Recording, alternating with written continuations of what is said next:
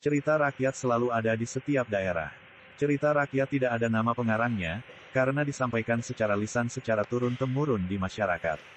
Terlepas benar atau tidak, dalam cerita rakyat terkandung kisah bersejarah dari seorang tokoh, tempat, atau budaya yang dipercaya oleh masyarakat setempat. Legenda Putri Hijau yang berasal dari kerajaan Tanah Deli ini mengisahkan tentang seorang raja dari Aceh yang jatuh cinta pada seorang putri. Putri Hijau, anak seorang raja dari kerajaan Tanah Deli.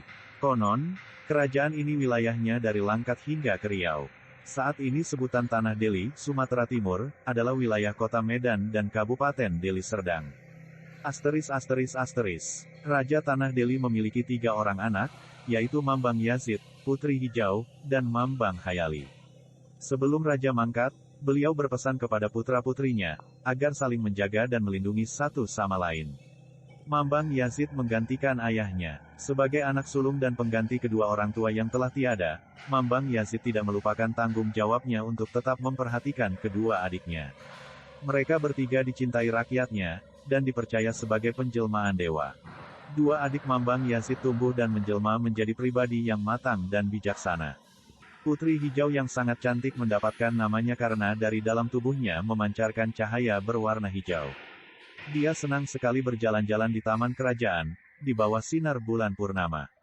Cahaya hijau ini berpendar di langit hingga bisa terlihat sampai ke kerajaan di Aceh.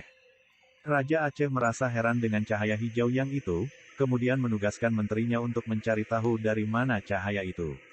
Setelah melakukan perjalanan panjang untuk memecahkan misteri warna hijau itu, Menteri Kerajaan memberitahu Raja Aceh, bahwa cahaya hijau itu berasal dari tubuh seorang putri, adik dari Raja Tanah Deli yang terkenal arif dan bijaksana.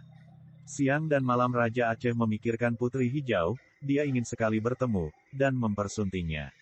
Menteri Kerajaan dikirim kembali ke Kerajaan Tanah Deli untuk meminang Putri Hijau.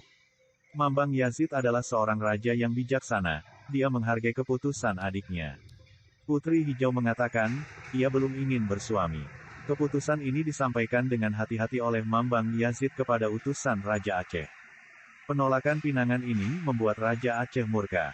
Ia memberi titah agar seluruh kapal lengkap dengan senjata dan prajurit disiapkan, dan berlayar menuju Kerajaan Tanah Deli.